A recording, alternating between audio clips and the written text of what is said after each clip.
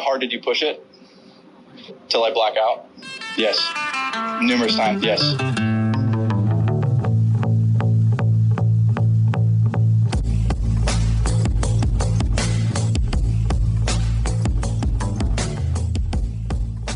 What's happening, MuniciPals? This is your boy Big C.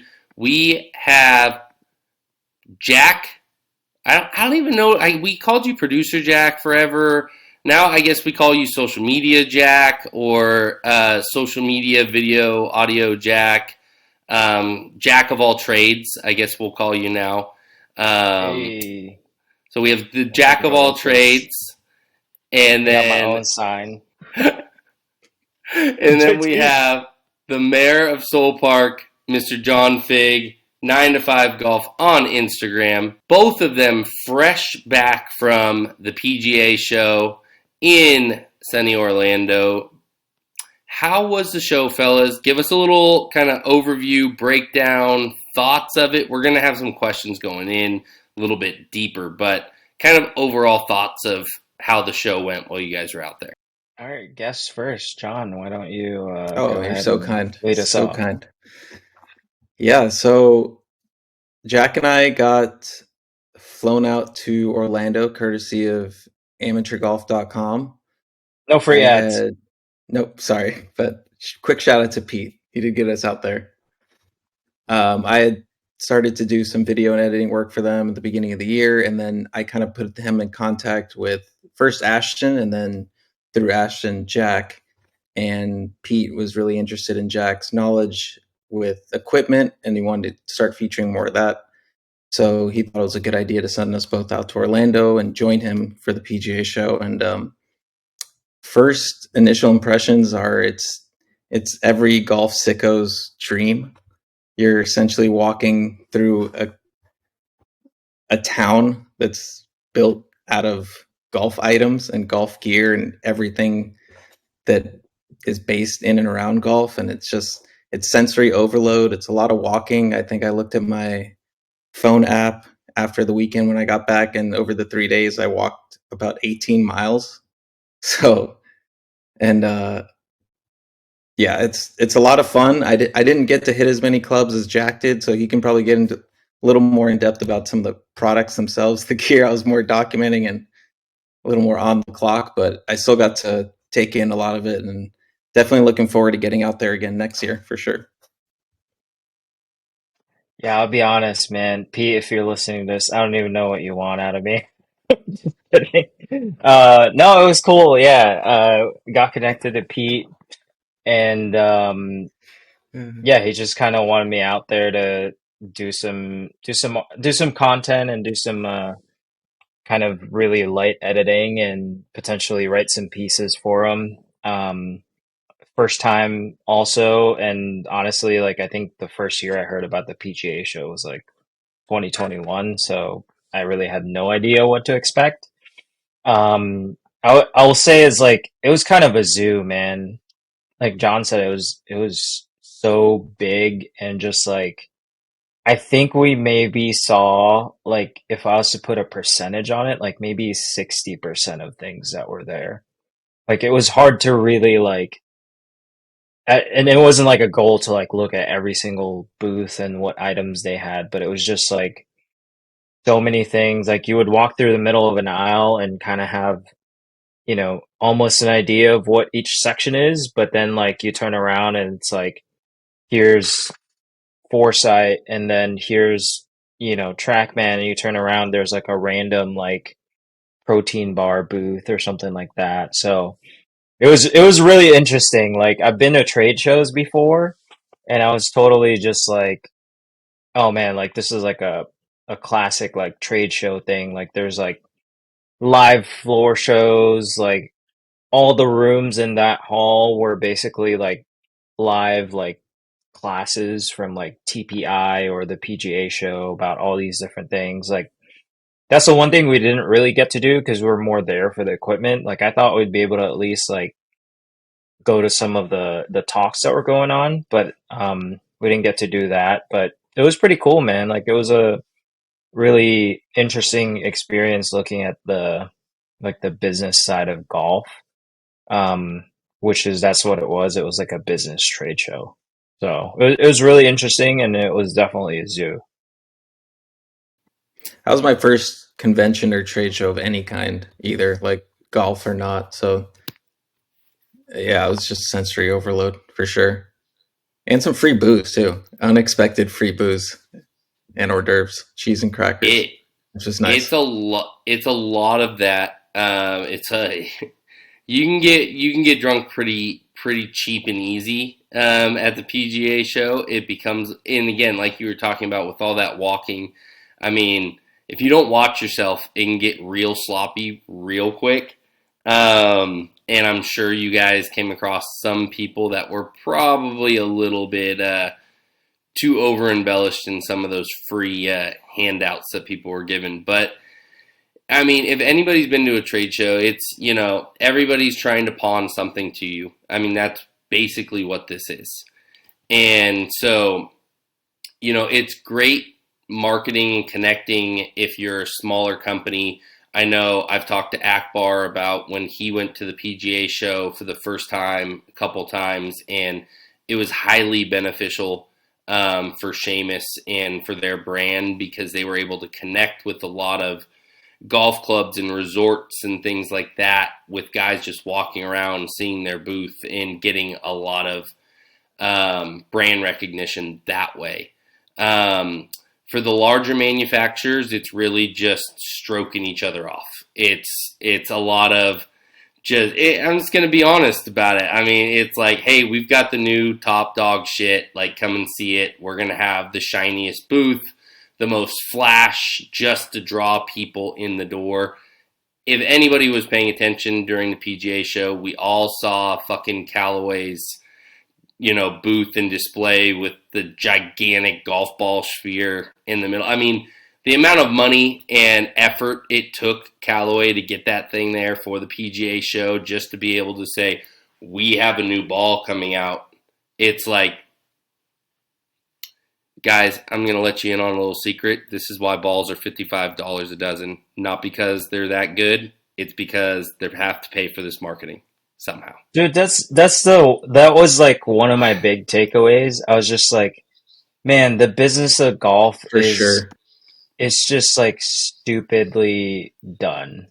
Like it's not, I don't know, like I just don't think they're doing it right. Like that's what I got from all the like the big OEM manufacturers. Like it's all about like just showing your shit up. And it's like, Yeah. I don't understand where the ROI comes from on that. It's like you're putting all this money, like Titleist, for example, like they had the white coat army that was just like weird type of deal, I right? mean, Like the it's like, backstory behind that super weird. Like it's yeah, not even a cool story. So like Titleist like dies on this as like part of their origin story.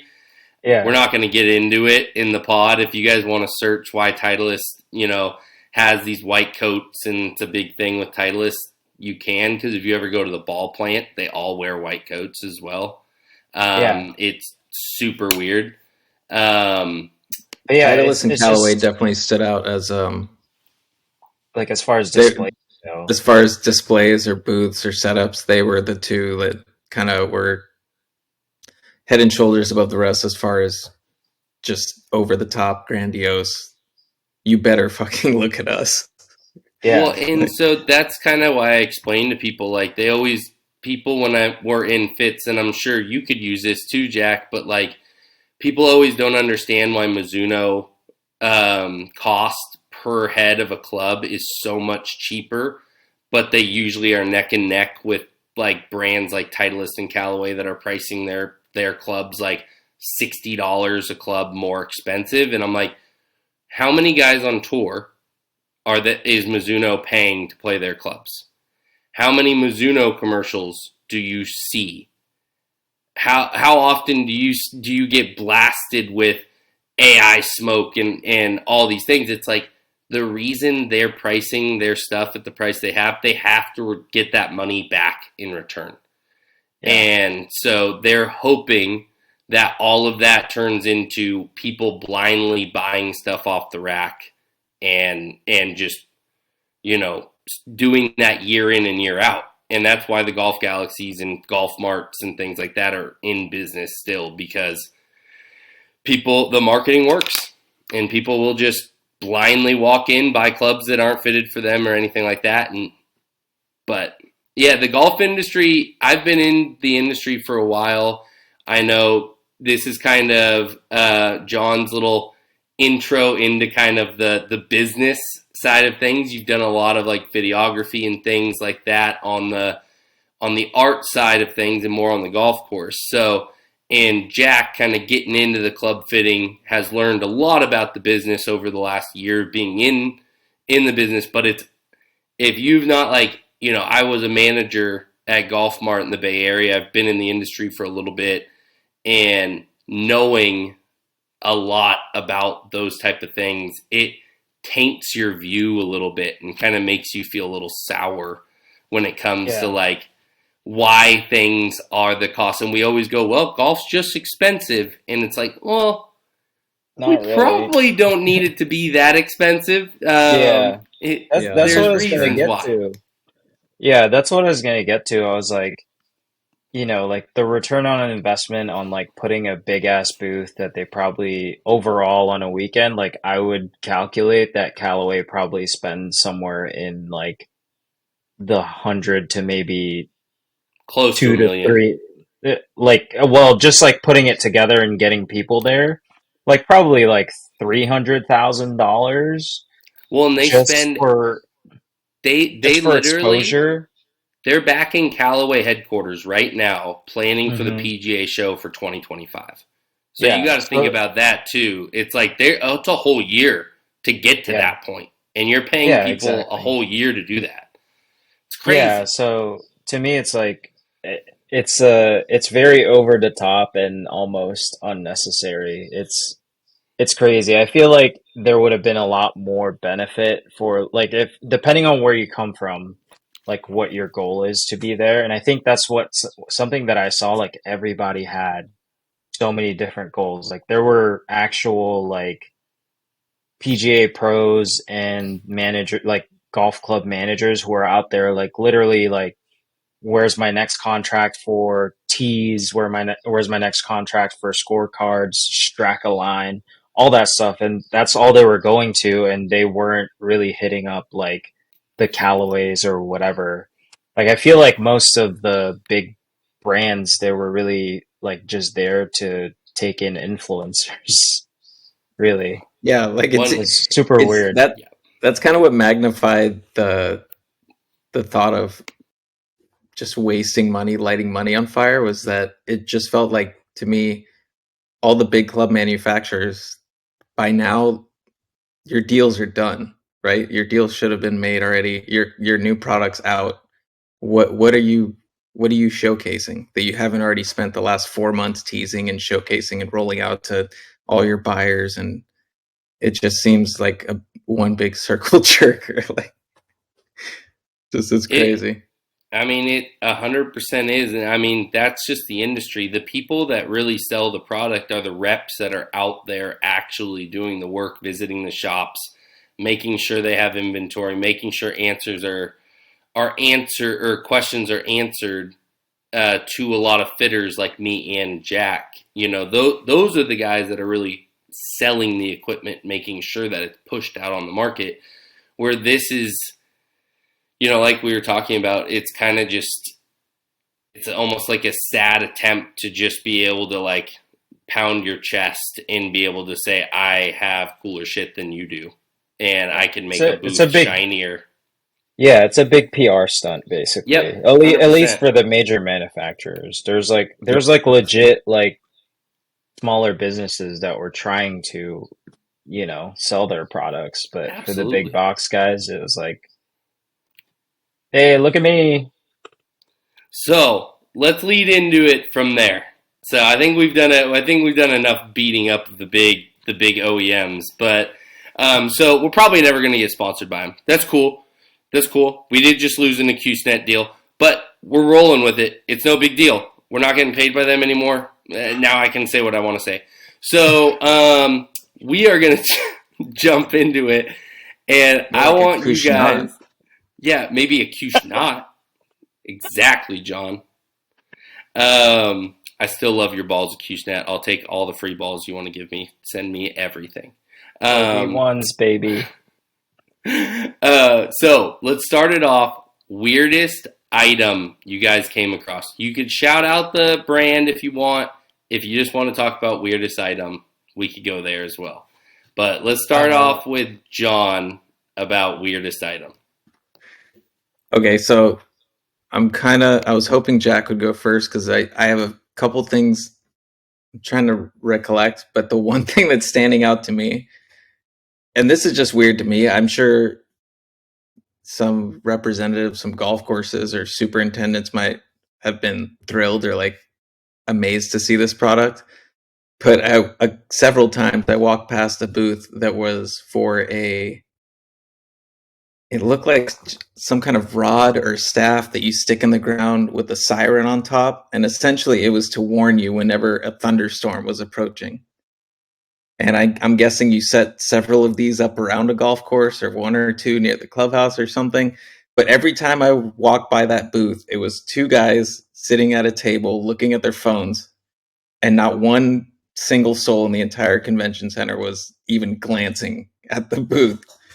And I was just like, there's probably a lot of technology in there that I don't understand, and they spent a lot of money to get a booth here, and it can't be paying off in any way. I'd love to be proven wrong. I hope that company's doing well. I wish them the best, but it just did not look like a tough scene. You would think just from the clubhouse, all you would need is just like a megaphone that you could just be like, thunderstorm warning, get off the golf course, and you'd be good. Like, I don't. Well, and yeah, like weather apps, like a million things, like, or just people coming out. Guys, we're in Kansas. You might want to pay attention to those thunderstorms that are on their way. Like, I think it's play at your own risk if you're in a thunderstorm type area. You know, I thought hurricane season was over. So that's got my current vote. I'm trying to jog my memory for anything I saw that was weirder, but maybe something that could be put to more practical use. But that just seemed like such a niche item. And then just the compounding visual of like all 3 days I would see the booth and it was just those two guys looking at their phones and everyone just walking by. Like, I think much money invested in that booth. It's like to be at the PGA show to just sit there on your phone. Yeah, it was funny that we did pass by them like all 3 days, and it was like the same scene. It was like Groundhog's Day, like walking by them. I got two, and I can't remember the name of this one. It was a putter company. I was going to the putter like area. I was looking for the LA golf rep for my store. You gotta narrow it down just to say what's up. Yeah, there's so many weird putter. That's like a there were itself. That could be a whole like 10 minutes of conversation. But this one, like, the guy was basically like, we picked it up because it was like really rough looking, like this just got off the milling block like yesterday type of deal. And so there's like all different shapes. Most of them were like rectangle and square. And the thing that kills me is I can't remember what the term the guy used was, but he was like, oh yeah, so like, you know how putters have toe hang, right? And I was just like, uh-huh. And he was like, yeah, well, our putters are meant to be toe down or something like that. And it was like a negative toe hang balance putter or something. And basically, do you remember what the name was? Is it the one that the guy said their whole logic is based on when you turn a blade putter? But like basically when you toe down, the toe of the putter, like say if you have a weird lie and you're trying to putt, so you turn your putter 90 degrees and putt with the toe edge of it. He said he grabbed the normal putter and he said, yeah, you see how it just stays square through the whole back? It stays on plane is what he said. Yeah, it stays on plane. Dude, I gotta find the name of it. To feel that exact same way, like when you're putting with the toe. it was wild, and I like basically I set it up for my stroke, and he was like, no, like that's not how you putt with it. He basically told me, he was like, So you're not setting so up right with the putter. so it's a putter that you have to change your entire way of putting to be able to utilize. Yeah, it was like that part of the interaction like made it so fucking funny to me because I was like, As a just no, fitter, Feels as a like fitter too, nothing you're you've just ever like, felt either. Like it as feels a like fitter, nothing. Jack, you just had to have been like, what the fuck are you talking about? yeah, What are you yeah. talking about, dude? Well, Like the one everything you're saying putter, is counterintuitive. yeah, the one putter that I picked up and tried to putt with, like he tried to show me how to use it, and the way that he showed me how to use it was like my hands were like pressed all the way forward, like 3 inches. My hands were like 3 inches in front of the ball, and I It was was just like, the technology wasn't hidden at all. Like it was a center shafted putter, and the shaft was about an inch and a half behind the face. yeah, yeah. It was fucking weird, So if but you didn't forward press a shit ton, it looked like you were presenting 7 or 8 degrees of loft to at the ball. yeah, it Like the was first that. couple of strokes I made to the putt, I like launched the ball like up in the air a few times, and I just had to put it away. Yeah, I was like, I'm not fucking with this anymore. It was like a Um, chipper. yeah, exactly. But that was a weird one. I have video of this. There's a golf cart that like expands and then like it contract like it gets smaller too. Yeah, that shit was crazy. Like we're gonna Yeah, need to for put up a video of storage. it. Yeah. Like What basically was the it floor called? plate retract, like the mini candy. The mini candy. Candy. The candy. That's what Yeah, it the was called. candy. Yeah, the candy golf cart. Yeah. Yeah, that was a cool one. Cool but weird. Genius idea, Yeah. but I'd love to see how durable that is over time. Being able to like Yeah. contract and then Just how like 3 rigid years it from would now, it's just like stay. all rusty Like and the shit. Yeah, mechanisms all break. yeah. Oh my god. The All the right. demo video was cool as hell though, but So going from weirdest, probably least useful items out there in the show that you guys came across, let's go to the item you guys deem most useful. So, and this could be in any spectrum. It could be for training. It could be, maybe, a clothing item that might be great for like rain that you just never thought of. Anything that might be like the most useful item you came across. Jack, we'll um start with you this time. yeah, I don't know if I'm stealing this from Figs, but honestly, why golf had this plate and it like it teaches you how to read slope and assign value to it. And this stuck out to me because Figs does aim point. Shout out aim point, but no free ads.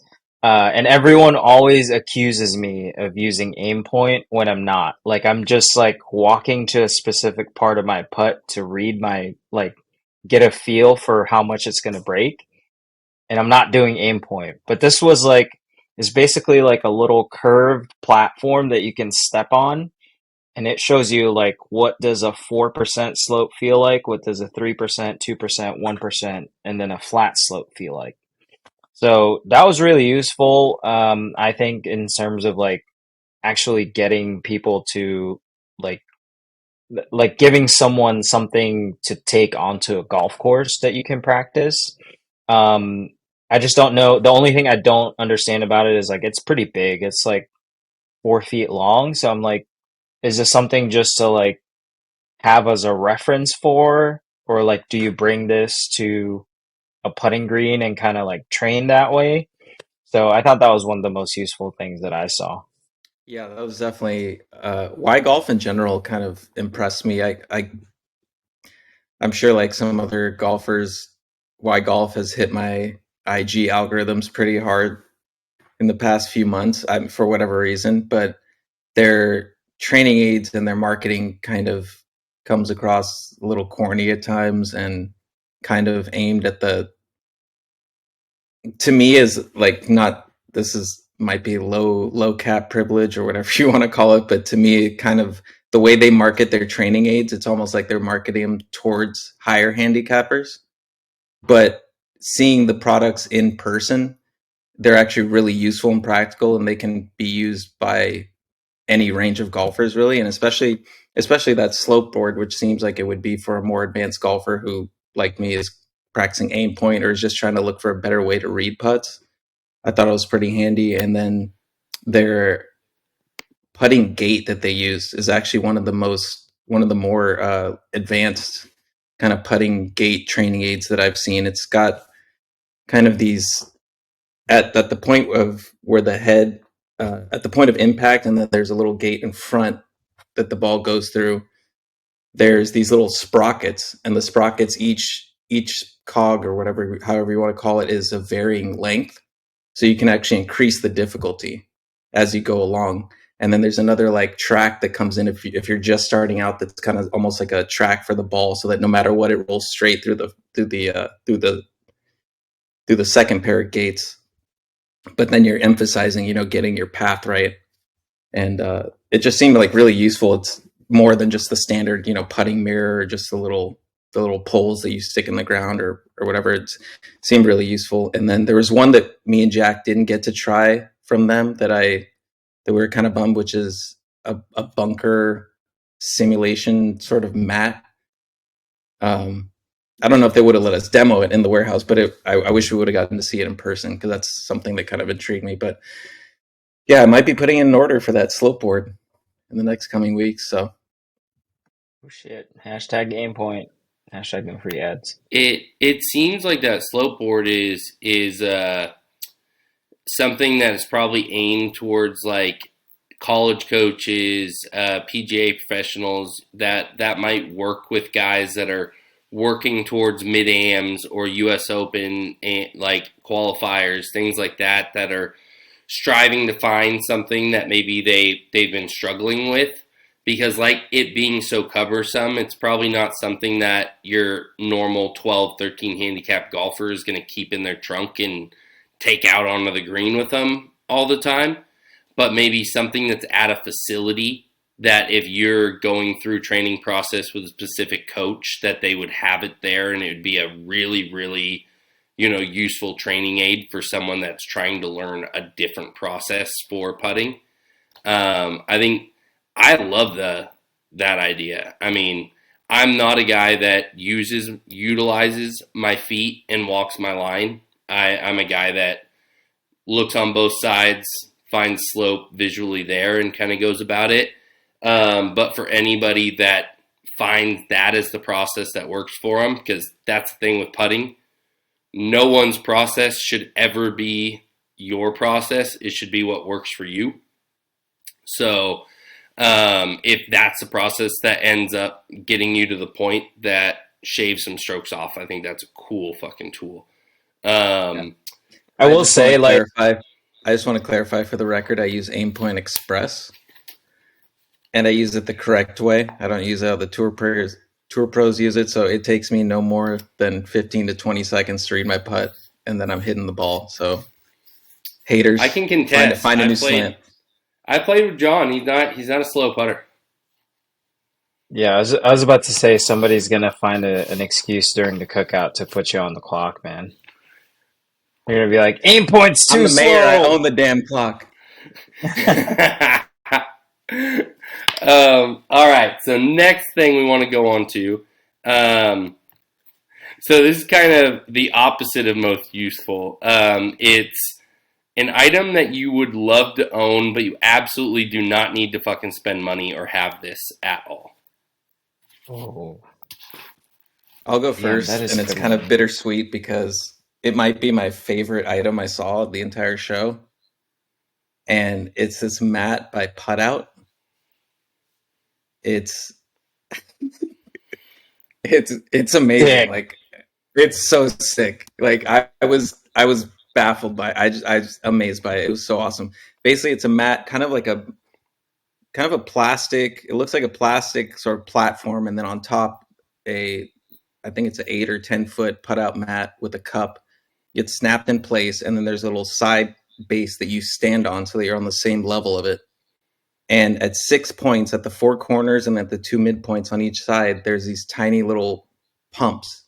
And with your feet, you air pump them, and you can create up to 7% slope of break, left to right, right to left. You can just do the ends. You can pump up all the ends and, practice downhill putts, uphill putts. And then you can even do, he even did a double breaking putt, which is pretty crazy. And it like folds up into 3 spots or whatever. It just seems like an awesome piece of practicing thing, but I feel like I would buy it, I would take it out, I would use it twice, and I would probably fold it up and never use it again. It's just, as much as I hate to say it, because it really was like, it was sick. It would have to be, it would be one of those things where it would have to be put in a place where I could leave it out and set up all the time. I would feel have a like dedicated like putting station. Other than that, I feel like I couldn't. I think it would be like an air mattress where if you had it blown up for the first time, you could never get it folded back up properly to be able to get back in the box. Exactly what I was thinking. So you end up just like having it shoved in the corner of a closet because it can never go back in the packaging, or you have to buy one of the extra, latches just gets all wonky or something. You buy an extra like Rubbermaid container that's too large for it just to store it because you need to get it out of the way. But it'd like be one of the airbags. One of the airbags would never deflate all the way, so you could never close it. That's a thought I had immediately when you said that to me. Is just like storage sounds like a nightmare with that thing. Like you'll never be able to get it fully deflated to the point of folding it up properly again. Yeah, it's one of those things where like, if I really wanted to get it, I'd probably wait in a couple years when they come out with the version 2. And it's maybe a little cheaper and improved and a little more streamlined, because it was still pretty chunky. It folds up. Yeah. It folds up in kind of a trifold into like a little bit smaller than probably a backpack or maybe a carry-on suitcase. But it was still pretty clunky and probably needs a little bit more development. But I just think just the concept was amazing to me, and the execution is still pretty good. Like I said, if it was in a spot where you could leave it set up all the time, I think it would be a really useful tool for someone practicing at home. Yeah, no, for sure. Jack, what about you? I know you got something crazy. Does it have to be like He's going to say the candy scooter again. It could legitimately be anything. It could be anything. If you wanted like one of those electric bikes that you put your clubs on, or like anything. I got 2. There was one golf cart, and it was like I don't know if you guys ever saw the concept for the electric Volkswagen camper van. But it was like this high-tech looking, like the doors open and it's like leather seats in it. It's a like just really like think of a golf cart that Mercedes made, and like the doors can close. It's like a G-Wagon golf cart. Yeah, exactly. It was like a G-Wagon golf cart, and it was made by a Korean company. So that shit's top notch, like plush Cabretta leather on your seats and like on the steering wheel and shit. Like it was so clean. Like I really wanted to sit in it and just take a picture of it, but I was like, man, I feel like this is too much for me. And then the other thing that I would like want to own but don't need would actually be the Callaway golf spear. Like it would just be so stupid. Just so you could put whatever you want on it in the middle of your living room. Dude, I already thought about what I would do with it. I would put it outside on the yard during Christmas. That would be my Christmas display. That would be fucking sick, man. Like just play like snow globe it, play some Christmas movies on it for people to watch in 360. Like how sick would that be? Maybe if you go down to Carlsbad during Christmas time, they'll have it just lit up in the front of the Callaway headquarters. It's going to be in storage. Oh, it's going to be demolished and thrown away after this. Yeah. Which is so sad. Yeah. The other one that I thought would be neat to own, but not like I don't need it. And any pros bag that was in the Titleist booth. They had a bunch were of cool pros looking. bag. Yeah. Like they had oh my God, I think they had like Anna Davis. They had literally every staffer that they had. Well, I thought one of the coolest things you guys showed was all of the golf balls with everybody's different Yeah. like markings on it. Yeah, that was really And sick. it's interesting to see like how many players are like myself. I don't put a line on my ball. Like I don't line up my ball when I putt. There was like half of them, just Yeah. a dot, initial, whatever to mark their ball. But most pros looked like they did not use some sort of alignment. Yeah, I kind of it was really noticed cool. yeah, I was gonna say I kind of noticed too. It almost went the opposite way. Like the players that I saw that marked a line on their ball, they didn't really use any other markings on their ball. Usually, if it was a line, it was just a line, and there was no dot or no, initials or anything. It was just a line, and it just depended on what color they happened to use. Yeah. Yeah. I immediately put I stole Patty T's mark. She like crosses out Titleist on hers. So now my ball mark is I crossed out the Titleist and then 4 dots on top for me. I was like, oh shit, I gotta use that. That's fucking cool as hell. I've always crossed the number out on my balls. So I've always darkened or blacked out the number. Oh, that's pretty cool. Yeah, I just take a black Sharpie and black the number out. There was a pro that did that, and then there was one pro, I forget again, I got to look back at the footage, but all they had was they just filled in the loop of the L, the cursive L in Titleist. Yeah. That's pretty sick. It was subtle. There's some cool. I mean, it's such a weird thing, but only golfers would think it's cool of how people actually mark their balls. But we're fucking psychopaths. Let's go into the next guy. Best booth. We've already talked about how Callaway made such a monstrosity of a booth, and how Titleist basically was 3 square city blocks of a booth. But what would you guys say? Most creative. It doesn't have to be because of sheer size or mass, but like one that just like drew you in immediately. Oh, I think I know what Figs is gonna say, but for me, I actually really liked True Golf's booth. Like it was like when well, I'll do 2. True Golf and then Imperial Hats. Imperial Hats was just like a hat display basically. I don't know why I thought that was so cool, but they had like a little wraparound, like a L-shaped wraparound. But basically like you just walk up and then look at all the hats, and there's like a little kind of like cafe area or something next to them, but that was cool. And then actually I have 3, sorry. True Golf, like theirs was poppin', like dude, like all the ways that they did their samplings and everything was really neat. Like the shoe displays on top, and then like all the clothes and stuff. Like it was just really True Links cleanly wear. done. Or sorry, True Links wear. I thought you were talking about the simulator company. No, my bad. I was confused for half a minute. I was like, Yeah. You started talking about golf shoes, and I was like, it's got to be True Links. I thought you were talking about that sorry. same company where the clapping kept happening while we were trying to film that one booth. Yeah, there's like a sim company. Like we were trying to talk to the guys at Super Speed, and then like intermittently there would just be like clapping noises, and I was like, is that real clapping or fake clapping? Like, yeah, but sorry, True Links Golf, like their area was really nice. Like it wasn't that big, but they really maximized the space that they had, and just seeing some of the samples that they had was really nice too. And then probably the most poppin' booth that we saw was Eastside Golf.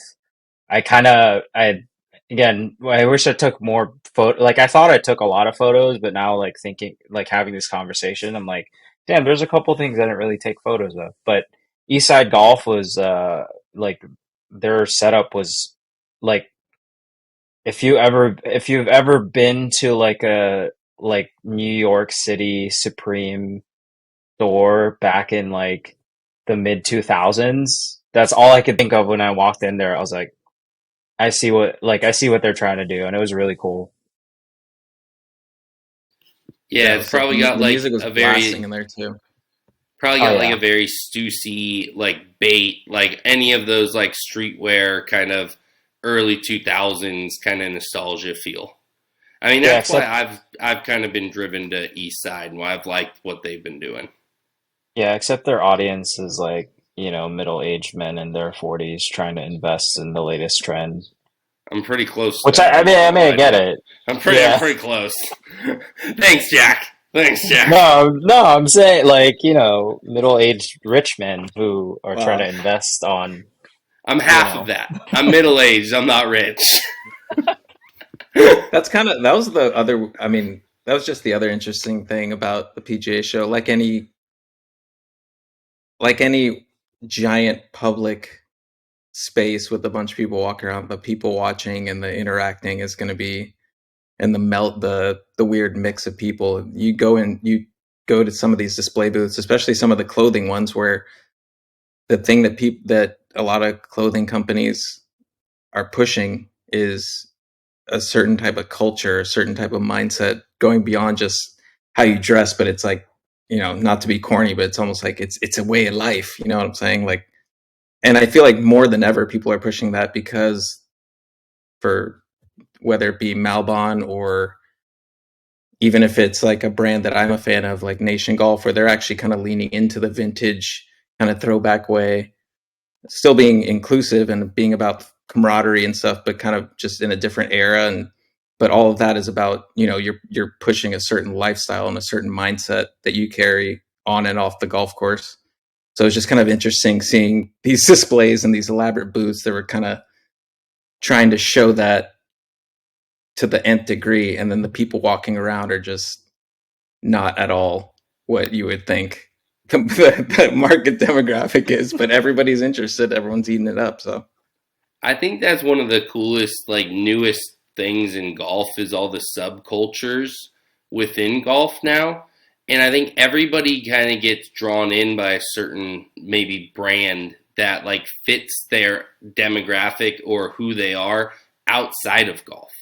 Like, if anybody knows me outside of golf, like I am a massive sports enthusiast and a big sneakerhead. So like there's certain brands out there that really kind of draw me in. And that's kind of like why Eastside Golf and another brand that's really small like Devro is a big brand that I like. And I like Devro because they basically make like soccer jerseys and hockey jerseys, but like turn them into golf apparel. And it's just my kind of vibe. Like I would love to wear a golf baseball jersey. Like that's something that I would wear on the course. Most people, that's not their cup of tea or it's something that they would vibe with, but like I really love, like they took all of the like OG 90s and early 2000s like soccer jerseys from Europe and basically turned them into like golf polos. And it was a cool like line of stuff that they did that really vibed with me. So like, Jack's got his certain vibe. You really, really kind of flow with kind of that retro 50s, 40s, like Rat Pack style of guard. And I think that's the cool thing about golf. Everybody has their niche, and it's one of those things that you can find within golf that brings your personality from outside golf into it. Thought you were gonna say like if anybody knows me outside of golf, I'm a really big hot dog guy. Glizzies all day, baby. I mean, that's more of an on course thing. I don't think I like absolutely seek it out outside the golf course. It is definitely a golf course turn of the treat. What I about was you, gonna say we John? might be getting a preview of the Team Hot Dogs uniforms, kind of looking like a minor league baseball team, the Glizzies. The Glizzies just with big old hot dog mascot across the front. Yo, no We lie, might that's gonna have be to do sick. that. We Yeah, might have that to could do be that one sick. year.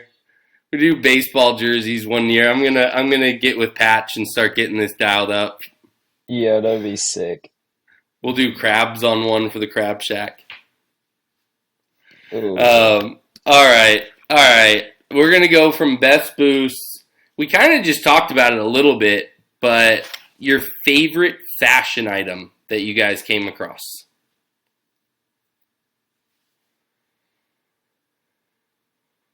I really liked. I mean, we kind of already mentioned it, but East Side Golf. What was another one? True Linkswear was pretty cool. I like some of the jackets and hoodies. Maybe not necessarily for wearing. See, what I do like about kind of the streetwear and lifestyle element getting more into golf is that it does provide more options for off the course. You know, I've always been someone who, like, when I get into something, I'll buy, you know, the merch, I'll get into the equipment, I'll get into the technical side of it. So when I start getting into golf, I like wearing clothes that maybe, you know, is like a golf brand, but not necessarily like an OEM. You know, it's not a tailor-made T-shirt or something. You know, it's a brand like Eastside or something similar to that, or something like a brand like Slacker Tide, where they'll put interesting cartoons that are play on a golf term or something like that. That kind of hints at like, hey, I'm into golf, like off the golf course, but it's not I don't have a white belt and a bright white Titleist hat, script logo hat, like all the middle-aged dads out there. Shout out middle-aged dads, but Yeah, I mean, I totally get that because, like, I mean, that's what I kind of like. Like, this is a Travis Matthews hoodie. You would never know that it was actually a golf brand hoodie that I just wear on a regular basis. Or, like, I like more of the, like, flat bill hats and stuff that people are doing, like the Sandpiper hat from Santa Barbara. And, like, it literally just looks like a plain old flat bill snapback. And it doesn't look like your old school dad hat or, you know, tour visor situation. Like, those kind of things I think are what is making this kind of a more accessible sport for people to come into, because you could be yourself and also be a golfer. You don't have to be a golfer and then yourself outside of the game. What about you, Jack? Favorite fashion item? Uh, I really want to get one of those bucket hats from Eastside Golf, but it's not necessarily like clothing fashion. Apparently, Seamus is coming out with this like cream colored leather, and I asked the dudes at the booth if I could buy a sample, and they said no.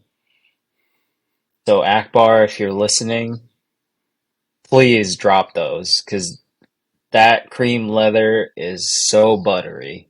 Like, I need it like yesterday, dude. It was yeah, like it was the it's true. best like little golf fashion item that I could think of.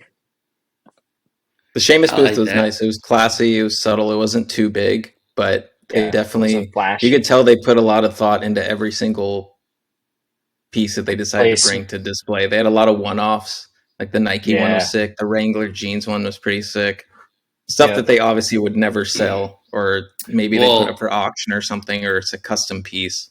they But actually can't sell those. So a lot of those pieces that you guys got to see are actually stuff that are made for employee only, give like as like gifts to their employees. So when he made those Nike ones, I saw them when he was making them at Seamus in Beaverton, and I look at him and I go, dude, I don't care. I need one of those. I like, if anybody knows, it looks like one of their orange boxes, but hmm it's legitimately just a barrel head cover with orange, like premium leather, and then white stitching of the like Nike logos and stuff. It's beautiful. If you're a sneakerhead, it's like sneaker box as a head cover. It's the coolest fucking head cover ever. And he goes, I can't have one.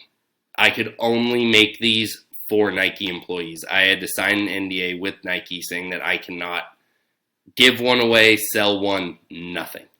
So, like, Oh, when he makes that kind of stuff, it's so dope, but it's only for employees. Like, no one in the world is ever going to come across one of those unless one of the employees eventually lets it go to a family member or something like that. But Seamus, in my opinion, probably does some of the best premium like accessory products in the world. I think they're kind of unmatched when it comes to like some of the premium stuff that he does.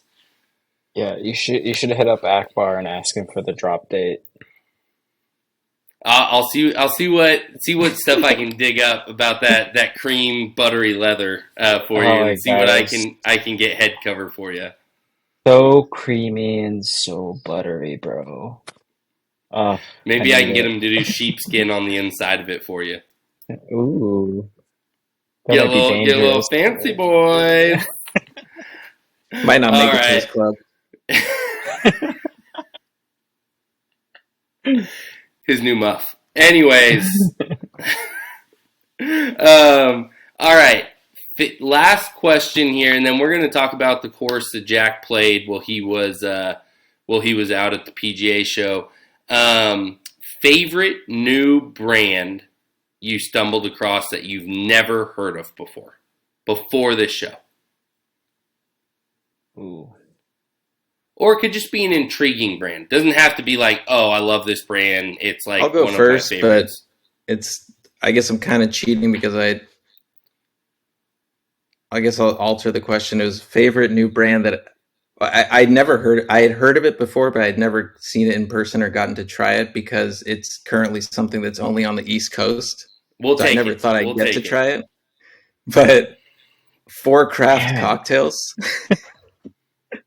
Me and Jack passed by the booth. It was towards the end of the day. I think it was day 2. And I had already snuck a free one of these while I was filming Pete. We just happened to pass by and I just noticed the free samples out. So we came back around and we ended up talking to the guy. God, I had his business card out somewhere. I wanted to remember his name, but 4 Craft cocktails, FORE, no free ads, but it was it's all the standard drinks you drink on course. They had ranch water, they had transfusion, they had mules, but I swear to God, Jack can attest, it tasted exactly like as if a bartender had just mixed it for you. Like it was the smoothest, didn't taste sugary, processed. It was not crappy alcohol. Crazy. No, like incredibly dangerous. Like incredibly dangerous. That's a high level of achievement to be able to can a mixed drink and it actually tastes like a mixed drink a bartender would actually make you at a golf course, because that's a hard thing to ask somebody to be able to can and make sure it stays that way. So I mean, I'm intrigued. Yeah, the farthest out west they're at is I think Oklahoma. Yeah, they're looking for distributors on the West Coast. So did they ship?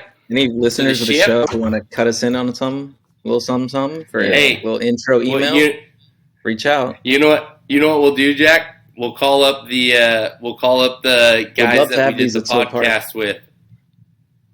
Oh, hey, we'll call up our guys that we did the podcast with that are out of the. Wow. I don't know why I'm blanking right now. This is a horrible. I feel so bad because these guys are the freaking best. Jesus Christ. They're out of Cape Cod. Jack, edit this part out. Edit this part out, Jack. Facts. Edit this out. Anyways, they're our boys out of Cape Cod, and maybe we'll have to get them to get a bunch of cases of them and mail them to us for the cookout. So we'll see what we can do there. Jack, what about you? Finish us up. That's exactly the brand that I was gonna say. They're so good. They're so good, dude. Like I had a sample of the transfusion, and like I'm not gonna lie, it's better than some of the transfusions that like courses out here in the Bay Area make. Like it was the first night for dinner I had a transfusion with my dinner. Not like I'm a huge transfusion guy. I just saw it on the menu and I'd never seen it on anywhere off a golf course. I just had to have it. And this one that I had, the canned one, was better than that one. Way better. Yeah. Yeah. 4 Craft. Somewhat of a free ad. So duffing up. We need you guys to send us some of this. I am so sorry I blanked on your guys' name, but Duffin Up, we need you to come in clutch for Soule Park and send us some of these. We need them. You guys are the only hope that we have since you have access on the East Coast. So hopefully I'll hit these boys up and see if we can get some sent out to us. Or maybe we just hit them up directly and they can just illegally mail them to us. We'll see. We don't. Pax really cut that one out. We don't want any evidence of a felony out here, man. No. We already have enough evidence of that in the cookout. Like Yes. Instagram Yeah, exactly. message threads. Oh, man. All right, Jack. Let's talk about the course that you played while you guys were out in Orlando. So give us a kind of a brief synopsis on the course. What made you guys pick this course, if it was just easy accessibility to where you guys were at? Yeah. So we played courtesy of Pete from amateurgolf.com. We played Southern Dunes Golf and Country Club. It's in Haines, Florida. The drive was probably about maybe like 47 minutes or so outside of where we were in Orlando. So we were like, let's call it like 15 minutes outside of Orlando proper, and then another 47 minutes away from there. So,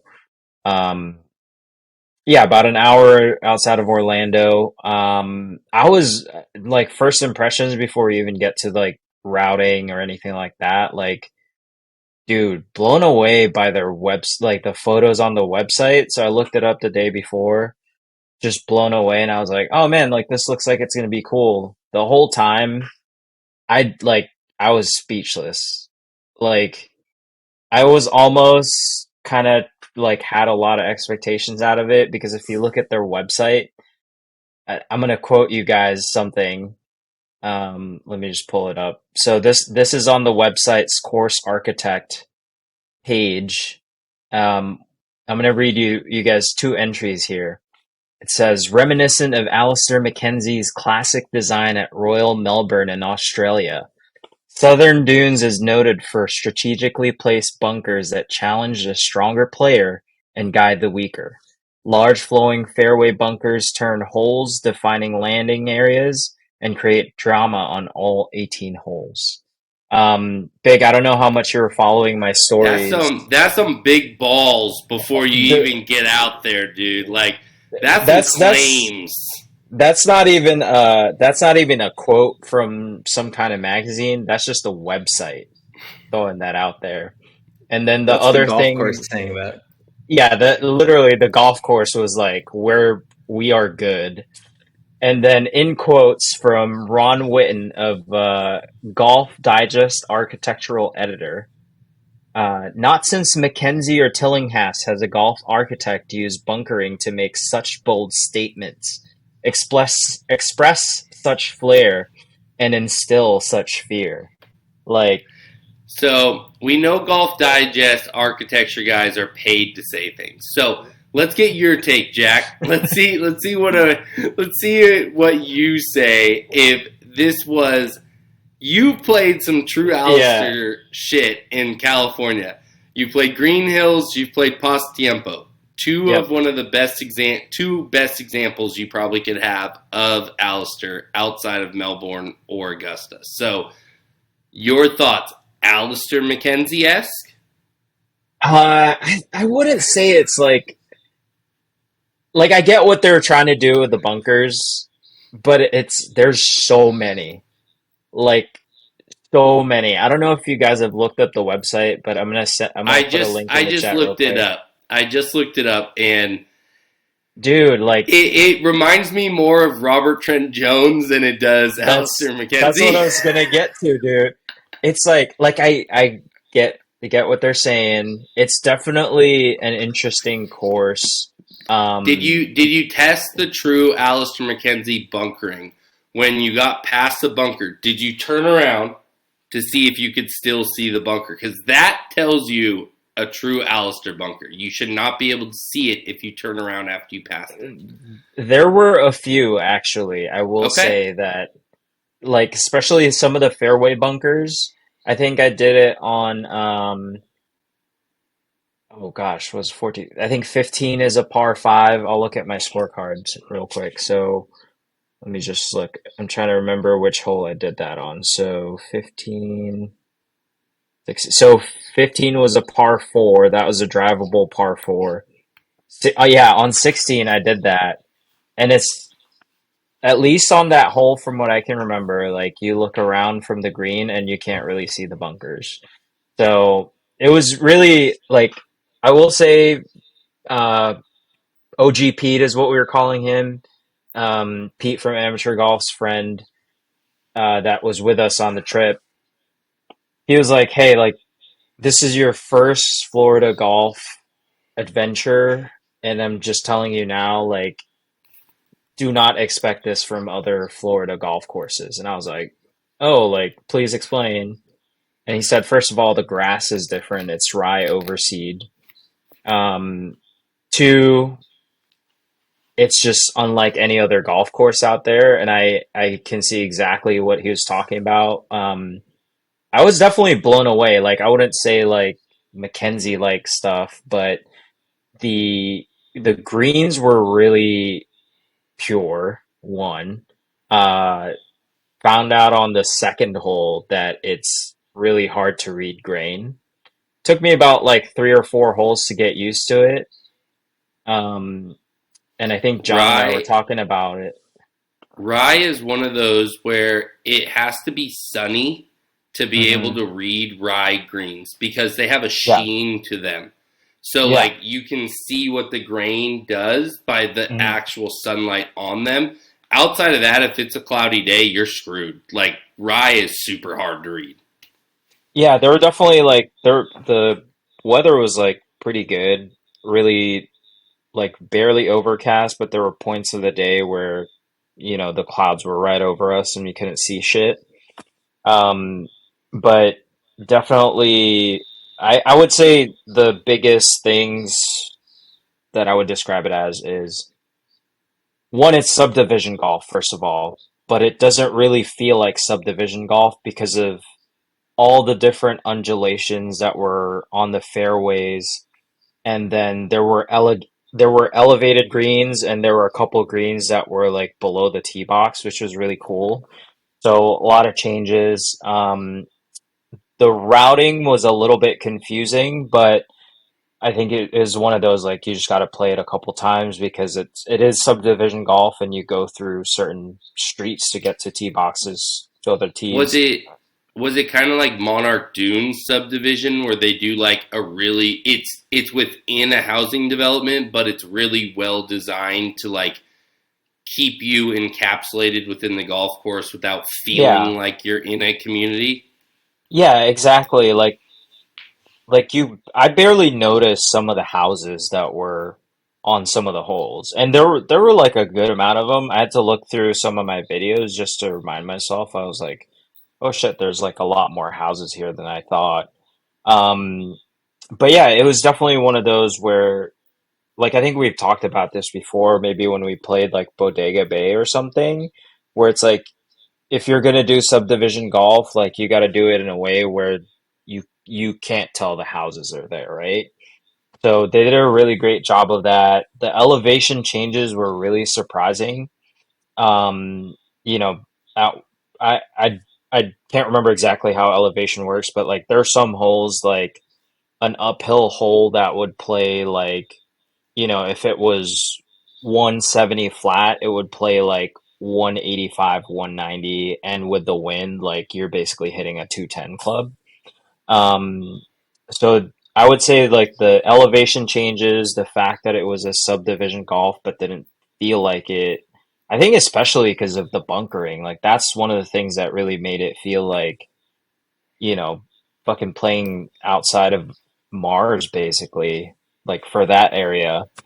Um, and then the greens were like really interesting, like a lot of different shelves that you had to place your shots into, like there were really like there were pockets where like from your approach shots, like Pete was telling me like, oh, you can't miss there because you can't see it, but there's a weird slope between those two bunkers. Of course, there was a shot that I like missed into one of those slopes, and it was a really hard up and down. Like really neat like things that like made it challenging without making it, you know, I mean, I'm sure like some like you know, 15 handicap players probably kill themselves over there, but um scorecard wise, we played from the blues. It was playing 6,800, but probably it was pretty windy. So some of the holes, like there was a uphill par four, number 13. It was 422 yards on the scorecard. Um, but I think on the approach shot, we were like, I was 180 out, but I played it like a 200 shot because it was playing into the wind uphill. That was a really cool hole. It was kind of basically uphill all the way, and it reminded me almost of one of the holes at Spyglass actually because of how the bunkering was and just how the uphill hole played. Um, but there were also some fun ones, like number 15 was a drivable par four. Um, and you two probably saw it on the MuniciPals account. I posted it because I drove the green with somebody else's driver, which was pretty neat. I still don't know what to call that. And then there was number nine par five. That was like fairway goes left, but then it's not necessarily a dog leg, but the green's out on the right. So it's pretty gettable if you play yourself in the right position. But if you miss too far left, you're down in this valley that you can't really see the green, and you kind of just have to look at some trees to like plan your next shot. I thought that was a really interesting hole because it was like a very tricky look. Like the way you look at it, you're like, oh, I have so much room left, and it looks like I can get closer to the green from here. Like visually, that's what you're thinking on the tee box. But if you actually go too far left, like you make it way farther for yourself than keeping it on near the right side. But the roads were OB, so you don't want to hug the right side, and there usually were bunkers there too. I on that hole number nine, I pulled my shot because I was playing with three wood for most of the day, so hit my three wood, pulled it down into that shit that I was talking about. It's not really shit, but it's just rough. And then hit another three wood that put me over the green.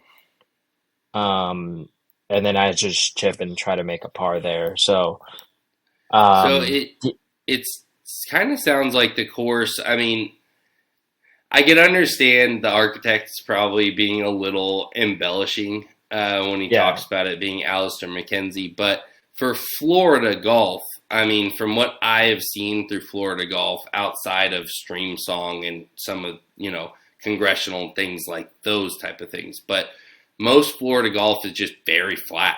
I mean, it's a lot hmm of water features. It's very flat. Most of it plays in Bermuda, just because that's kind of the grass that flourishes out there. But I could kind of, from a little bit of explanation that you've kind of given, I can kind of understand why he would.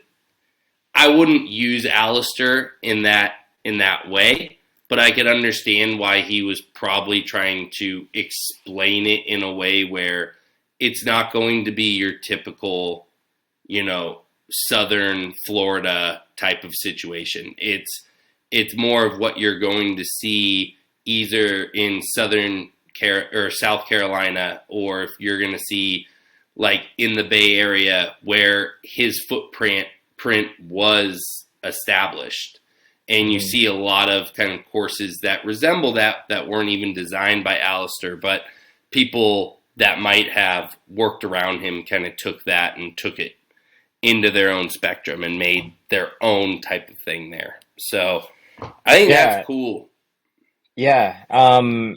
It was like some of the feedback we heard from other people out there was just, you know, like there's a membership part of it, and like they love it apparently. The I mean, most of the stuff that I heard of it were from OG Pete, but anyway, yeah, it was just like really someone took like elements of different courses out here in the Bay Area and slapped it onto a subdivision golf community.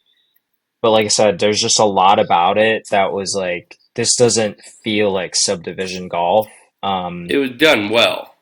Yeah, no, it was like done really well. The one thing I would say, like architecture wise, like maybe one critique would be like if you look at that link that I shot you guys on the chat, like the last photo at the bottom, like some of those bunkers are really more like waste areas, and I wish they kind of just Cleaned like it up. outright, yeah, well, like no, like I kind of wish they just outright treated it as like waste areas like a rustic canyon would, because the play out of those is like, oh, you're supposed to treat it like a bunker, but I'm like, yeah, but it's kind of more like waste area, not like a bunker is a bunker, right? Like waste area is something that has like just like visual or more environmental stuff onto it. So that was kind of a little bit artificial for me.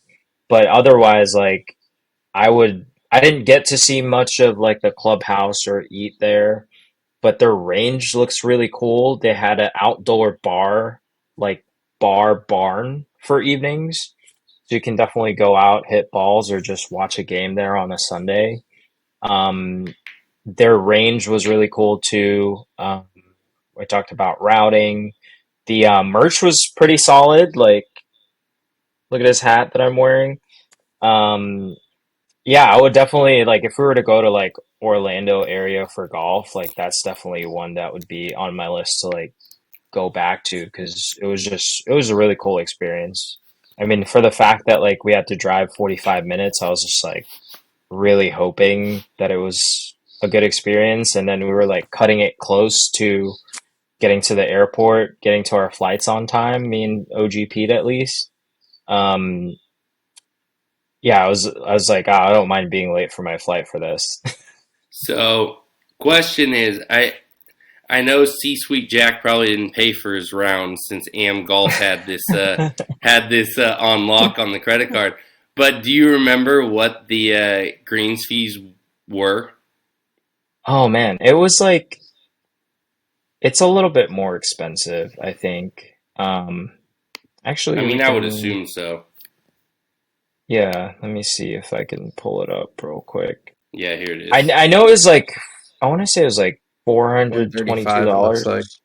Yeah, so it had to be around there for the weekends, like 135 or so. I mean, it's Yeah, not out of control. 130, like for the weekend, 150 in their like peak season, or if you go and play kind of wintertime, it drops down to 100. I mean, that's in my opinion. I mean, for a really good course, that's about what you're going to be asking for. I mean, yeah, we all get spoiled, and the mayor knows this when you get to play Soul all the time. It's like you yeah, get spoiled when you do have those things there, but when you travel, you expect 80 to $100 around. Like that's yeah, in a good course when you travel, that's kind of going rate. I mean, it could get up to 150, 200 for some of those really higher end courses that are on top 100 lists, but I think the rates for kind of how you described the course, I mean, and from what I can see in the pictures and everything, I think it's well worth that kind of money by yeah. far. One thing too that I was like maintenance wise, it looks like they really take care of it. And I don't know if this has to do with the grass itself, but the greens, like you can barely tell like pitch marks. Like I had a pitch mark that like I think it was a shot with a wedge, and I fixed my pitch mark, marked my ball, and then like try to look back to make sure that I fixed it, and I couldn't find it because it just like basically my pitch mark after I fixed it correctly, like it just disappeared. So I was kind of blown Mm. away by that. That happened to me like a couple times. So I don't know if that's like a grass thing or if that's just a testament to how well they maintained that thing.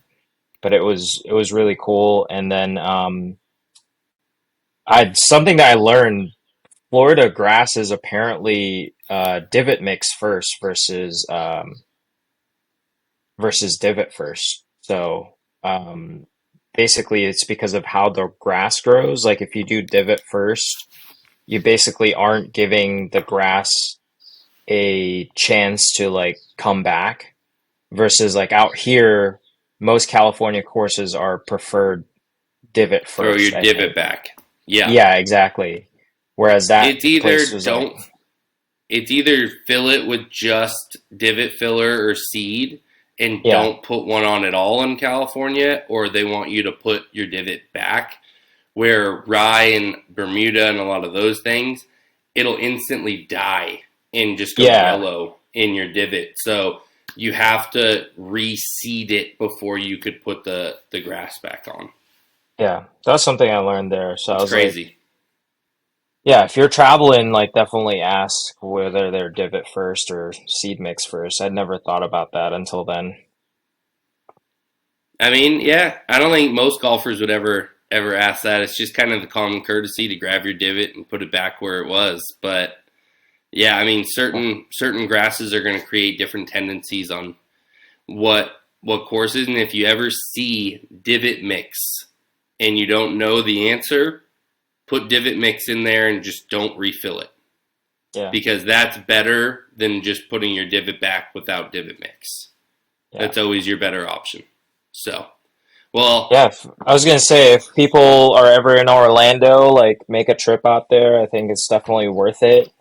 Overall, architecture wise, I'd give it like a 8.7 out of 10. that's pretty Maintenance damn good. wise, yeah, maintenance wise for sure too. It was definitely 9 out of 10. Amenities, I don't really know, except I will say the merch on in the shop was pretty dope. So, um, that's undecided for me, but yeah, it was definitely a really cool experience for a subdivision golf course. Well, it sounds like you guys had an absolute fucking blast in Orlando for the golf, for the PGA show. You got to play some golf on your tail end out. Um, I. It sounds like something that the municipals might have to venture out, maybe when one of those big sponsor dollars come in and somebody wants to pay for us to fly out. Sponsor us, amateurgolf.com. There were Um, definitely some influencers out there that Oh I have yeah. no idea why they were out there. Like, Yeah. I don't know what they were selling. I don't know who they were sponsored by, but they got in because they have a following on Instagram and they're just out there like, it's just like, here's my point of view. But like, I I don't think know who you're I think the serving. I don't know who PGA you're just, helping, but if you can fly out there, you can get a hotel. I think. Oh no, big. We lost you. look at that freeze frame too Oh, of him smiling. what a way to end the show. No. I guess we'll never know what'll happen if you can get a hotel in Orlando. PJ will Yeah, do something for you. Maybe they'll fly you out. what a way to end the show. Oh my gosh.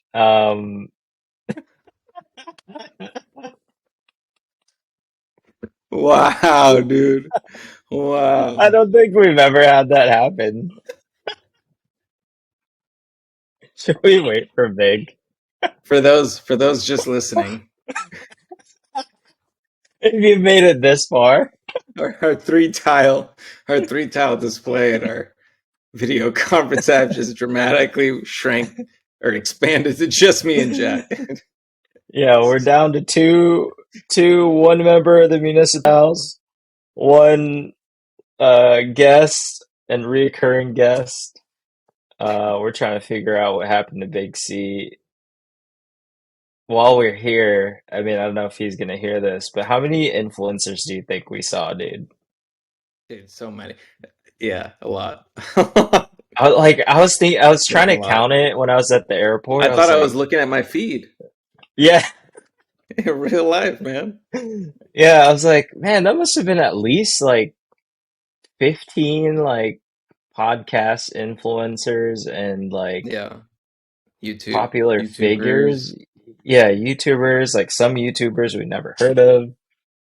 Shout out Mr. Yeah, Short Game. I ain't never heard of him. I'm I'd not the heard of him target before, but audience. Okay. I'd heard of him before, but I'd never. I'd only seen. I was a lurker. I wasn't a subscriber, but Oh, okay. I Yeah. gave him a subscribe this week once I got back. He's a nice Hold guy. on, Big just texted me. His computer died. Oh no! How is he not hardwired? He's probably in his kitchen. He's usually in his office. Um, You're well, I was gonna say giving up that all was, his industry secrets on the yeah. pod. Pax, cut I this think out. cut it out, Max. Yeah, that I will say, I think we talked about this while we were there. It was like, yeah, it's like really weird seeing like influencers or people that you only see on your feed like outside of it, right? Yeah, and I like think we were people being talking about, shorter than we yeah, thought they were, taller than they thought they were. yo, Ian Fraser's tall as hell, man. He Like, for is. what I think he looks like on the TXG slash Club Ian and Champion YouTube. Mikey. There's some Yeah, big boys.